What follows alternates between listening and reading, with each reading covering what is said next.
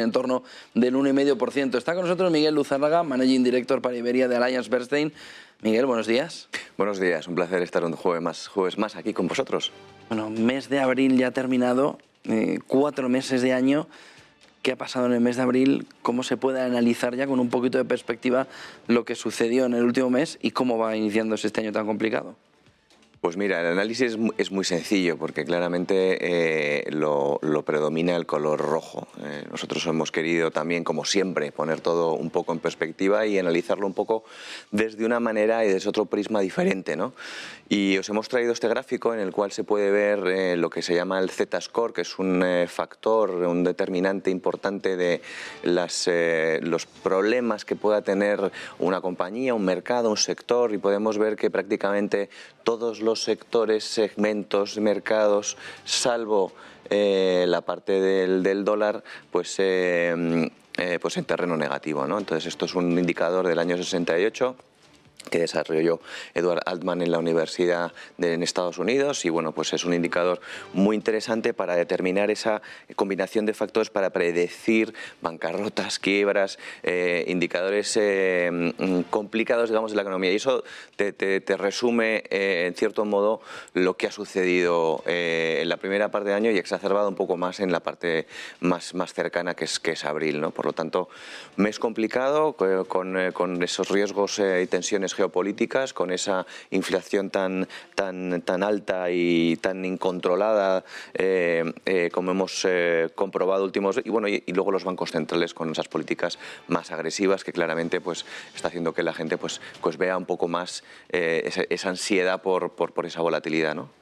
Es decir, que quien vio en el dólar en marzo a finales que podía ser una alternativa es el único que de verdad ha triunfado en este mes de abril. Hoy en día sí.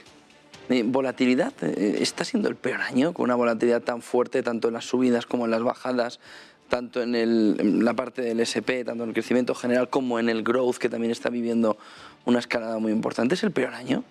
Pues mira, aquí hay otro gráfico interesante que os hemos traído, que yo creo que es determinante. Esto lo hemos hecho nosotros y en el que podemos ver perfectamente, pues no solamente en términos de volatilidad, sino las caídas mayores del S&P 500, pero desde otro punto de vista, ¿vale? Lo que hemos querido enseñar aquí son volatilidades de un 1% en cuántos días ha ocurrido en determinados años. Por lo tanto, esto nos remontamos hasta el año 2000, hasta este mismo año, y podemos ver los días en los que se ha movido el mercado más de un 1%, más de un 2, 3, 4, 5 y 8. Pero por lo que veo, hay años en los que se ha movido menos que en 4 meses. Totalmente, totalmente. Bueno, en este caso son días y podemos ver cómo este año llevamos 44 días en donde los movimientos en el día de un 1% han sido 44, 14 días se ha movido más de un 2% el S&P 500, 2 días 3%, pero ningún otro día más 4, 5, 6, perdón, u 8%. Nos tendríamos que remontar al año 2020 para encontrar 4 días en donde se ha pues movido más de un 8%. Por lo tanto, esto te hace ver un poco, ponerte también un poco en perspectiva de la situación actual, que sí que es cierto que los augurios son malos, pero también te hace un poco ver un poco en perspectiva pues la situación de la volatilidad actual, que la tenemos en la parte derecha. Podemos ver la volatilidad realizada del mercado ahora mismo en el año. Estamos hablando de un 23%, que sigue siendo elevada con respecto a la media, pero si lo comparas con otros años, como por ejemplo otra vez el año 2020, pues tenemos un 34%, ¿no? Por lo tanto, bueno, pues siempre nos gusta ponerlo todo en perspectiva. Estamos en una situación complicada, pero no tan severa y tan extrema como hemos vivido en el pasado. Lo que pasa es que, permíteme la vulgaridad, pero es como si en el 2020 nos hubieran dado un guantazo y nos hubiéramos levantado, y ahora nos están pellizcando continuamente, ¿no? Tenemos el pellizco ahí constante en que dice, oye, me dejas ya, y de la otra manera al menos me diste rápido y me levanté, pero aquí es que no hay manera de salir. Bueno, el pellizco el año 2020 fueron 109 días, este año de momento son 44. Así que bueno, también es cierto que en ese año es un periodo mucho más largo, en donde podemos ver que fueron 253 días hábiles de bolsa, y en este caso solamente llevamos 86. 86, exacto. Cadenas de suministro, con todo lo que está sucediendo en China, ¿cómo está afectando también? Porque no termina Shanghái de desbloquear puertos, parecía que ya empezaba todo a volver a la normalidad, pero no lo parece, ¿no? Pues mira, solucionar el problema de las cadenas de suministro a día de hoy es una de las tareas más complicadas que los equipos directivos y las empresas deberían de, a nivel operativo sobre todo, deberían de solucionar, sobre todo teniendo en cuenta que básicamente llevan décadas hablando de la globalización y estando acostumbradas a esa globalización. Por lo tanto, ¿merece la pena verdaderamente cambiarlo todo, cambiar todas las cadenas de suministro para esta situación actual? Desde nuestro punto de vista sí que merece la pena. Nosotros pensamos que, tal y como podemos ver hoy en día, el poder ser flexible en ese sentido es importante. Y aquí os hemos traído varios gráficos relacionados con China y lo que significa el offshoring, y si tiene, es decir, utilizar digamos el mercado laboral exterior, en este caso de China, para poder hacer pues materiales, etcétera, etcétera, y producir en otros países.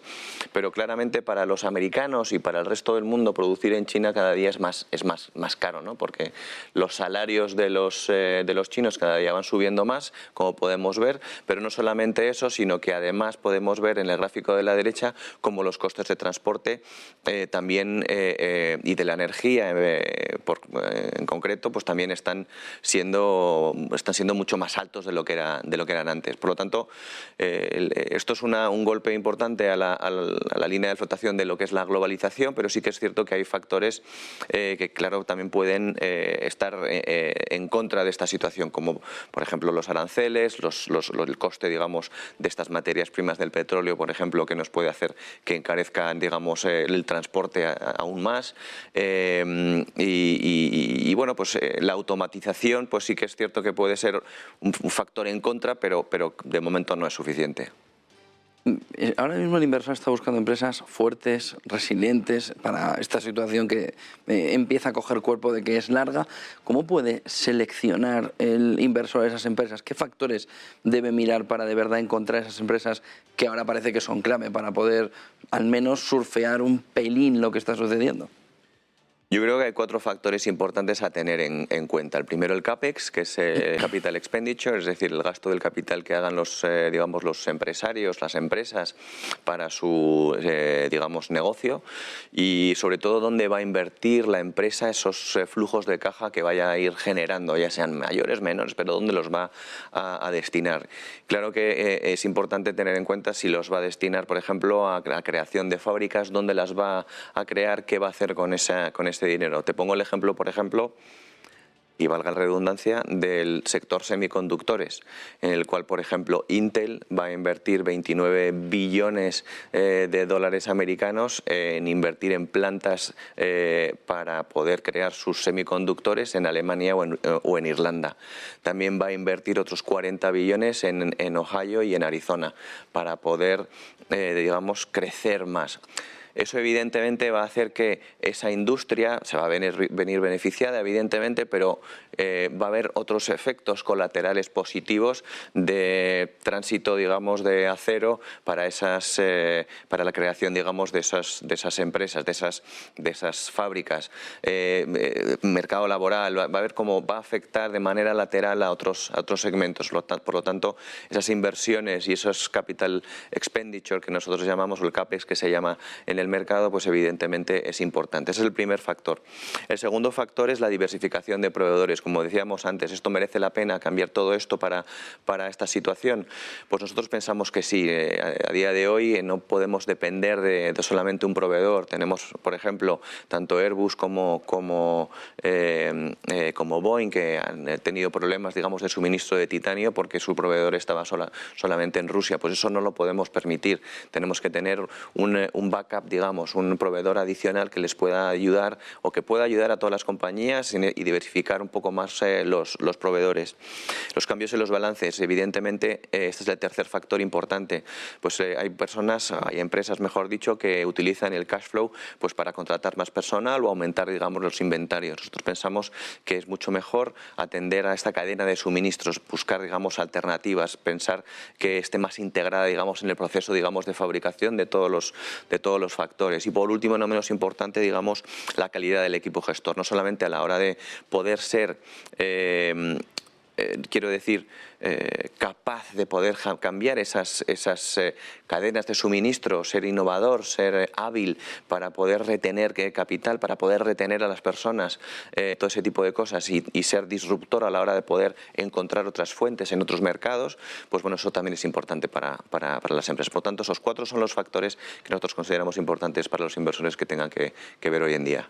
Uno de los consejos que más está dando la banca patrimonial en nuestro país, pero también fuera, está relacionado con invertir en factores o con factores, y dentro de los factores hay uno que está predominando más que el resto, que es invertir en determinados productos que tienen baja volatilidad, ese low volátil o low vol, ¿no? que están viendo sobre todo como a sus clientes, la banca privada le dice buscar, seleccionar, te busco, te selecciono productos de baja volatilidad.